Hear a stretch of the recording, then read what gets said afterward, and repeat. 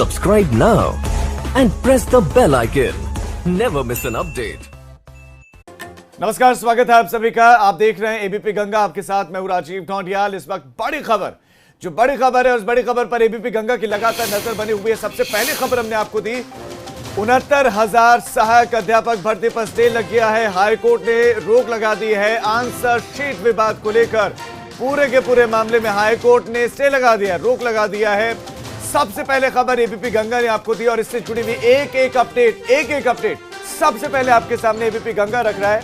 शिक्षक भर्ती पर हाईकोर्ट ने रोक लगा दी है। जस्टिस आलोक माथुर की बेंच का बड़ा आदेश। और इतनी बड़ी खबर कि योगी सरकार को भी यह खबर एबीपी गंगा के जरिए ही पता चली है। तो आप अंदाजा लगा सकते हैं यह खबर कितनी बड़ी थी और इस खबर को किस तरीके से उठाया गया है।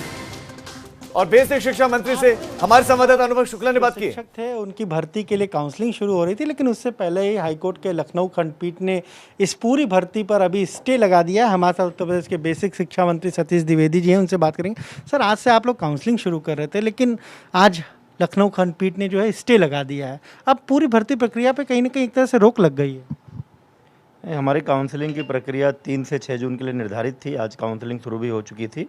इस बीच अभी जानकारी ऐसी मिल रही है, लेकिन हमको अभी माननीय न्यायालय के आदेश की कोई कॉपी नहीं मिली है। हम न्यायालय के आदेश की कॉपी का इंतज़ार कर रहे हैं, उसका अध्ययन करेंगे और फिर जैसा माननीय न्यायालय का आदेश होगा उसके अनुरूप फिर आगे कार्रवाई करेंगे।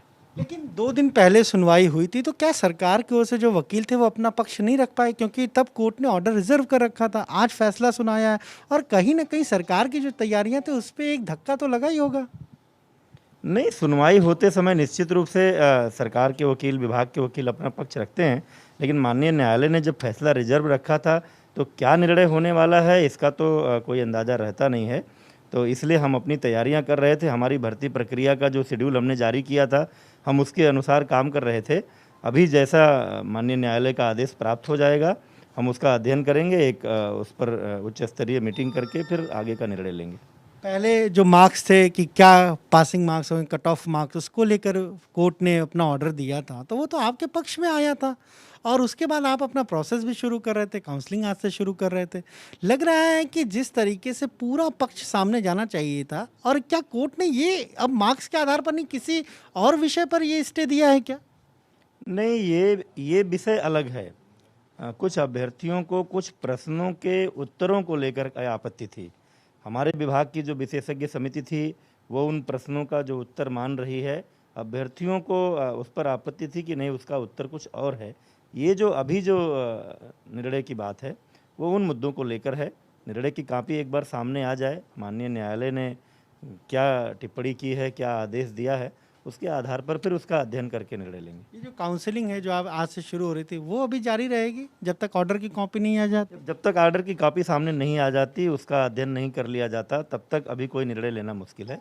हम आदेश की कॉपी का इंतजार कर रहे हैं। आदेश की कॉपी मिलने के बाद ही इस पर निर्णय लेंगे। सरकार अब किस तरीके से अपना पक्ष रखे? क्योंकि एक बड़ी महत्वाकांक्षी हम कहें तो सरकार कोशिश में लगी थी कि एक बहुत तकरीबन 69,000 के जरिए 2.5 लाख 3 लाख परिवारों तक ये पहुंचता, तो अब उस पर एक ब्रेक लगा है। किस तरह से सरकार की तैयारी रहेगी कि इनको जल्दी से जल्दी नियुक्ति पत्र दिया जाए, मामले को पूरा सुलझाते हुए? नहीं, मैं बार बार आपसे कहता रहा हूँ कि सरकार की मंशा है कि एक तरफ हमारे स्कूलों को शिक्षक मिल सकें, ताकि हम आरटीई के जो मानक हैं, जितने शिक्षक होने चाहिए, गुणवत्तापूर्ण शिक्षा उपलब्ध कराने के लिए उतने शिक्षक उपलब्ध करा सकें स्कूलों को। और दूसरी तरफ उत्तर प्रदेश की योगी सरकार की प्राथमिकता है उत्तर प्रदेश के अधिक से अधिक नौजवानों को रोजगार प्रदान करने की।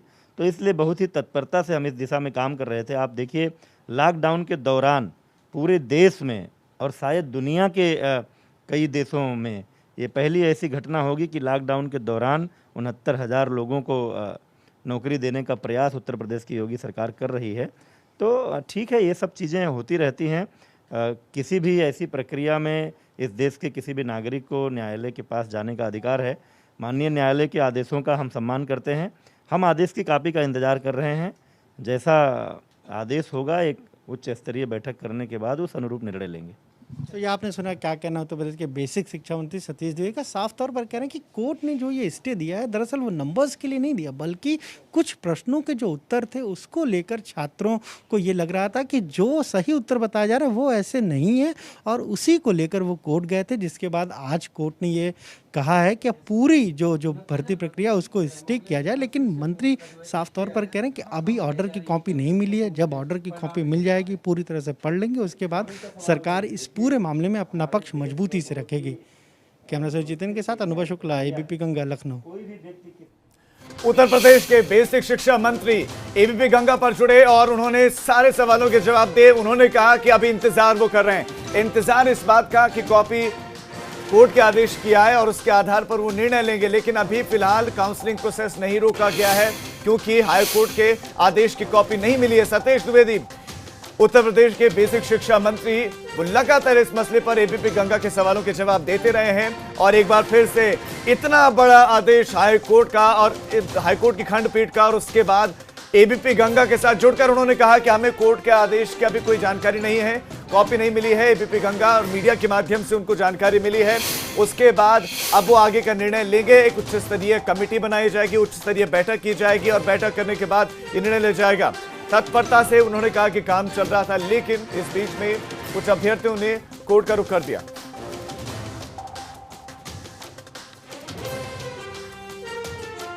तो इस खबर को, इस बड़ी खबर को जिस तरह से एबीपी गंगा ने आपके सामने रखा है, आगे की भी इस खबर से जुड़ी हुई एक एक अपडेट, एक एक कदम सरकार का और अभ्यर्थियों का आपके सामने हम रखते रहेंगे।